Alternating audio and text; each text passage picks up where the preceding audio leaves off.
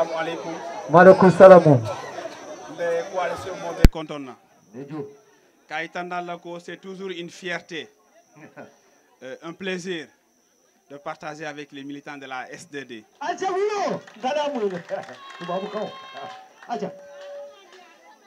Ça toujours, alsa yan fois, parce que wolon diam tono man ni ka kawnale, te namera nin diamata dol katara jeli bu kasutono. Bi foko kuma kon ki ya moy.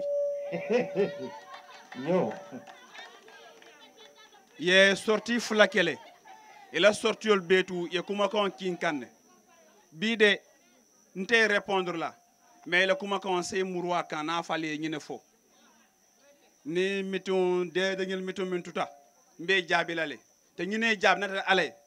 Isa diamo fo élection prochaine inshallah. On kono duro lo. Wo touré. Inu bara.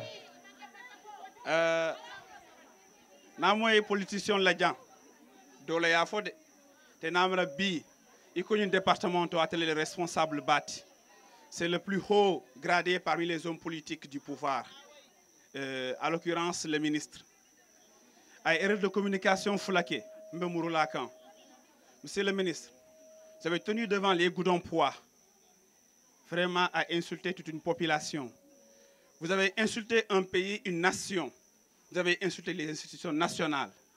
En soutenant que nos hommes politiques qui sont à Goudomp, qui se disent être ingénieurs, ne sont pas diplômés.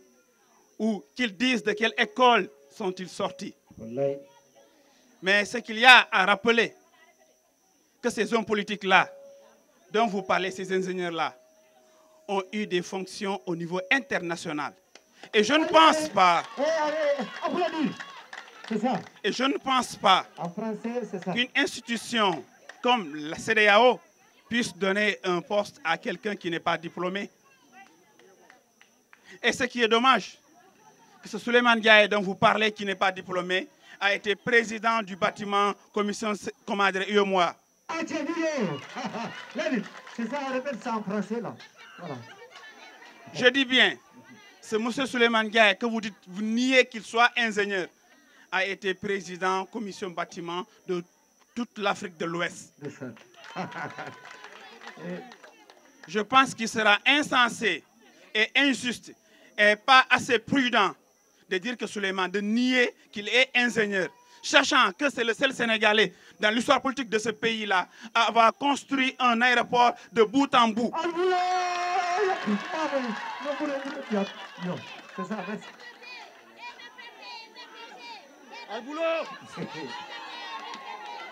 Et qu'on répétez, monsieur Mouela, c'est bon.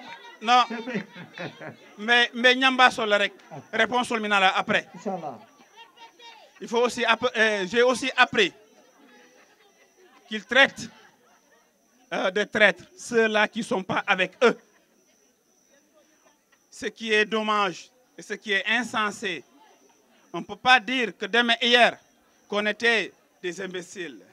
Hier, qu'on était des ignorants parce qu'on était au pouvoir. Qu'aujourd'hui, nous sommes avec ce nouveau pouvoir-là qui sont aujourd'hui des héros. C'est-à-dire, les maires qui les ont rejoints sont aujourd'hui applaudis. Et pourtant, il y a quelques mois de cela, ce sont ces gens-là qu'on traitait d'imbéciles, d'ignorants, d'incompétents. Il est où le bon sens de la politique? Il est où cette moralité-là qui anime une personne? Mais nous comprenons très bien que de l'autre côté, aujourd'hui, les hommes du pouvoir, ils n'ont aucune vertu, ils n'ont aucune moralité.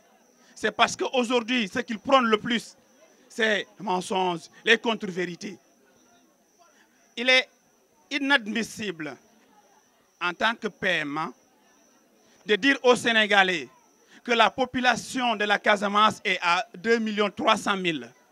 Qu'en une année, cette population aurait doublé, c'est-à-dire on va quitter de 1 300 000 et 2 300 000 à 5 400 000.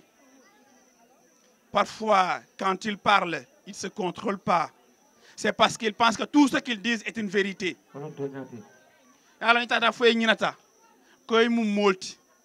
Parce que na mera woliati na mera sain fem ko bata rek to nyalo fem rek projet lo te mi ngena garawta mbar ko tam la fenkin ko la 1040 wol yalo ne un état un gouvernement ne se base pas sur un projet. Un état c'est un programme. Un état c'est une vision. Ils ont vendu un projet aux Sénégalais pendant plus de 10 ans. Aujourd'hui, ils sont incapables de présenter ce projet-là aux Sénégalais. Ah, oui. Ça se comprend. Ça se comprend aujourd'hui que leurs armes, les armes qu'ils ont, c'est de dire aux Sénégalais que tel ministre a volé tel milliard, que tel ministre a fait telle chose. C'est le seul argument qu'ils ont. C'est-à-dire, carrière Sougnaro Kele, carrière Fania Carlefo, carrière Bounlo de la Carle, carrière Indama Fonalier. Parce que Han Bi, ben tout le monde minto. Il m'a le banco Samala Sinjimal. Mais fin qu'il en fanan kafulaje, na dandije. Parce que n'a fallu réponse au minalale. Iko, ika fallu le koye banco wafile. Iko nyim banco fentije. Iko nyim banco aya ruiné. Est-ce possible? Ye banco mi ruinendi.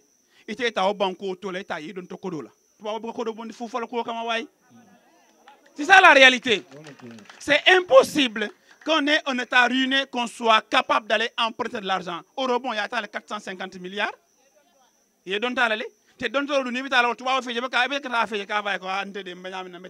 et que comment que le faille et le pays c'est assumé de faille a pays analyser est-ce que pays ni na don ko la sen jono ala ne pays mantra serbeto kan est-ce que il ko dire la à la fois ko e chahano bla à la fois ko banco sa tamita wala le ñon nene bantale dindul yentara soko no wolo ko ni ko grand e ken tel ki nous la ronkan ken so daso mola ke fendi mola ka fo alta ali silol mala alta ali keloke o dindul ko ni ko grand han sen depuis élection banda fo bi han kilinti ge miano e kon konton silokan mo ba kuye wallahi e dindu ngina tela yo le sacrifier o dindul ko bantale ko ni ko Souleymane Foutar Dian lumina ntele be la Souleymane ya selenkan parce que njum tale ala barka Merci beaucoup.